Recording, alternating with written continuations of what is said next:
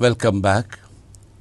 I was telling you about the various appearances of the risen Lord.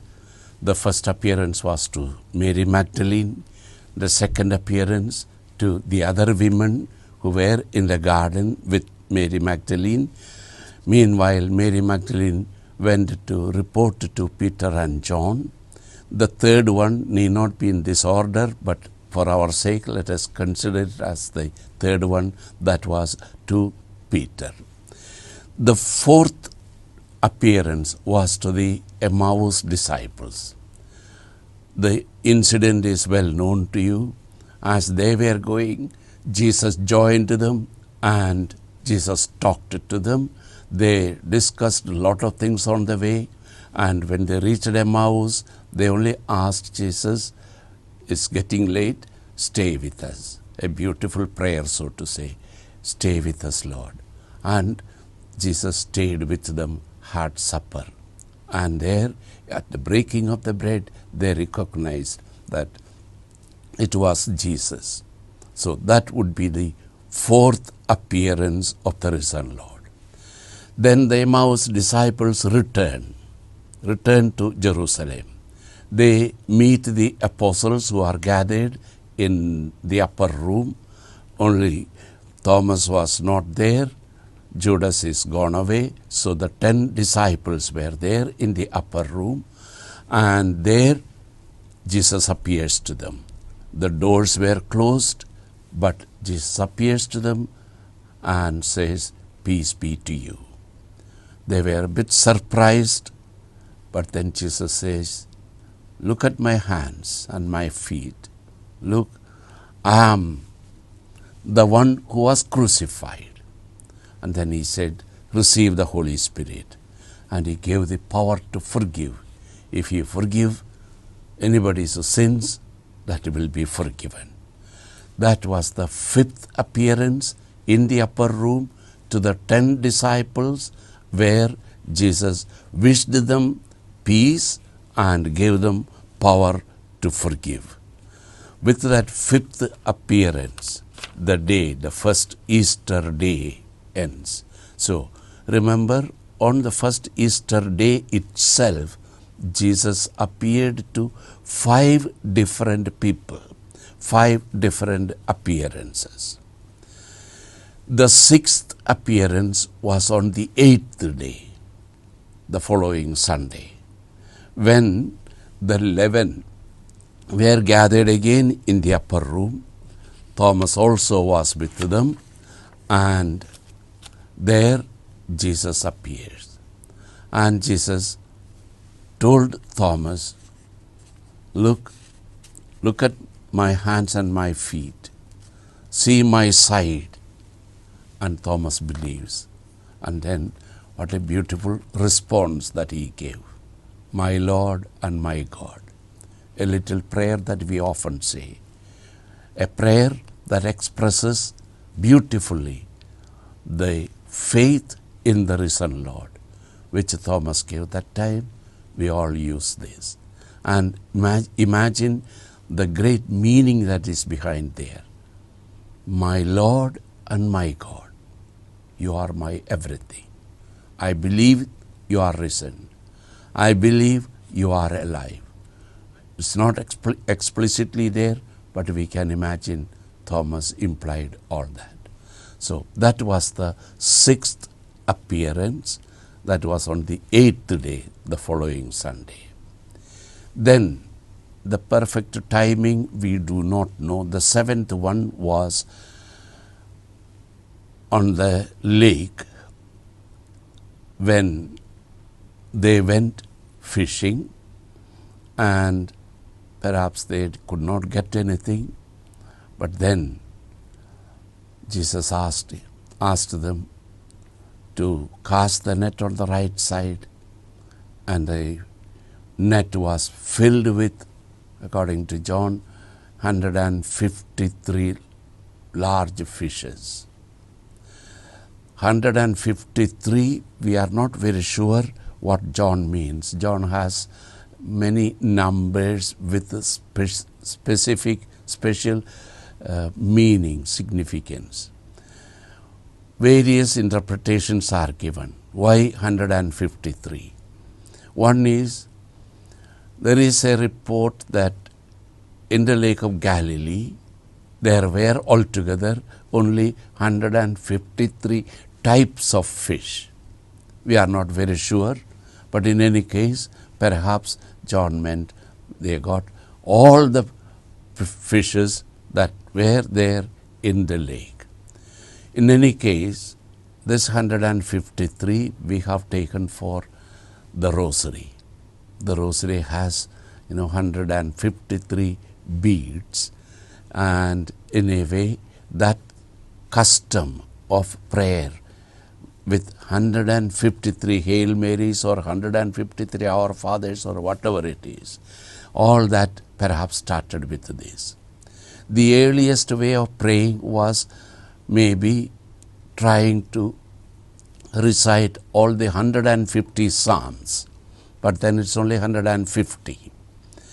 The rosary slowly developed following this number, 153.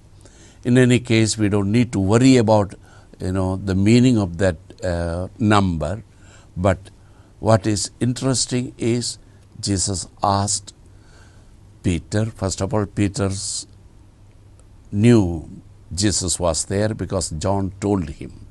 Peter did not recognize. John tells him that is the Lord, and he was naked, so he jumps into the sea, and then Jesus tells them, have you anything to eat? And they gave him grilled fish. Then he asked Peter, Peter, do you love me? And Jesus gave Peter that command, take care of my lambs, take care of my lambs, take care of my sheep. In other words, Peter was given the authority to take care of the sheep, of the church, of the community.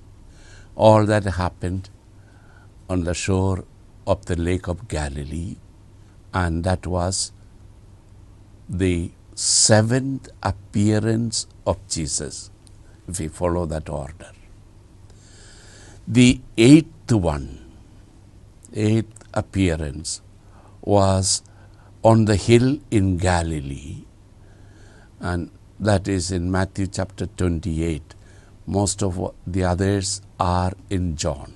This is Matthew 28, where Jesus spoke to the disciples and told them, all authority is given to me.